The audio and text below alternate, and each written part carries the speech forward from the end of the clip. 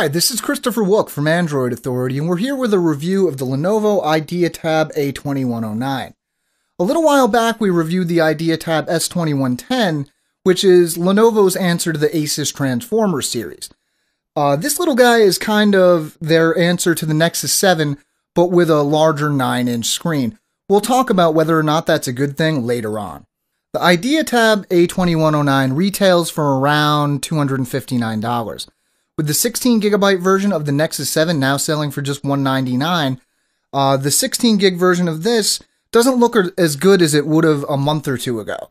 But before we get into that, let's take a look at the device itself.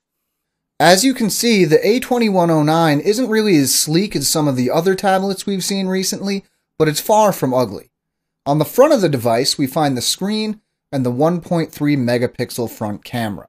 On the left, we see the volume rocker, headphone jack, and a switch that will lock the screen to either portrait or landscape mode. This makes it easier to use the tablet at various angles without inadvertently changing the screen's orientation.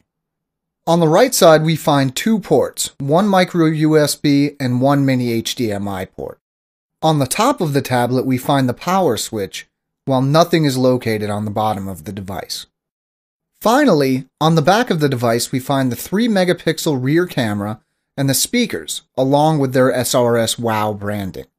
The speaker location makes them hard to accidentally cover with your hands, no matter how you're holding the tablet. The IdeaTab A2109 runs a skinned version of Android 4.0.4 Ice Cream Sandwich. There is no word on whether or not Jelly Bean will be coming to the tablet, but with Lenovo remaining quiet so far, it doesn't seem too likely.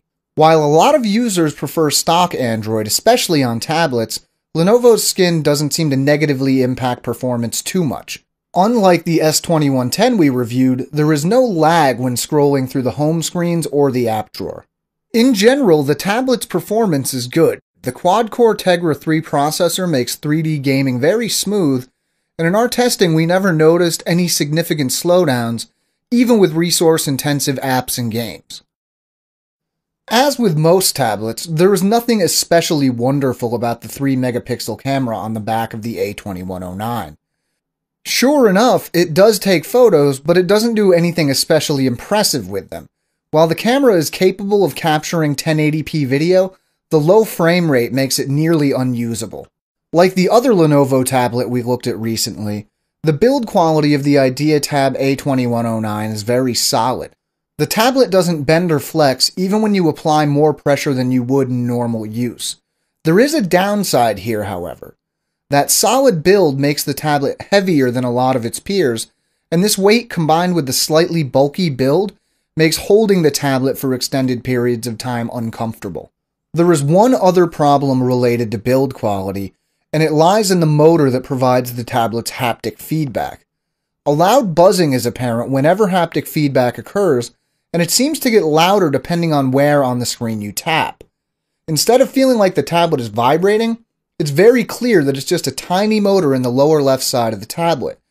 This could just be a problem with the review unit we received, as the S2110 we reviewed didn't have this issue, but it makes it feel very cheap.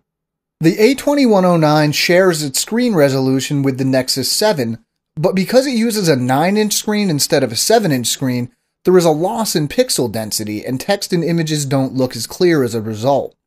While some users may still prefer the larger screen, the loss of sharpness is a major downside. To wrap up the review, while the Lenovo IdeaTab A2109 is a decent tablet that does perform well, there are plenty of better options at its price point of $259. If they did drop the price, as Google recently did with the Nexus 7, it might be worth picking up, especially if you like the 9-inch form factor, but right now it just doesn't stack up. Now we'd like to know what you think. Are we wrong about the IdeaTab? Have you got any suggestions for better tablets in this price range? Let us know. This has been Christopher Wook for Android Authority, and as always, we'd love to hear what you think of this video and other videos on our channel. Thanks.